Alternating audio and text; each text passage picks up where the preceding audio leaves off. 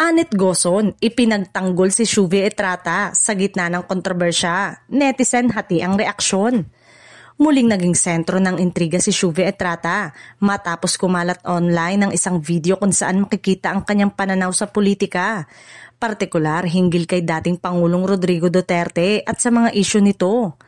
Dahil dito, umani ng sari-saring reaksyon ang aktres lalo na mula sa mga kritiko at bashers na agad nagbigay ng masasakit na komento laban sa kanya. Ngunit hindi nagpatinag si Anet Gozon at agad ipinagtanggol ang aktres. Sa kanyang Instagram story, ibinahagi niya ang opisyal na pahayag ng pangkat ni Shuvi, ang fans club ng aktres na nagbigay linaw sa issue. Ayon sa nasabing grupo, hindi agad-agad nade-develop ang political awareness ng isang tao at patuloy nilang ginagabayan si Shuvi sa mga usaping gaya nito. Kalakip ng statement, nagbigay rin ng personal na mensahe si Anet. "We know your heart is Shuvi. We are here for you 110%.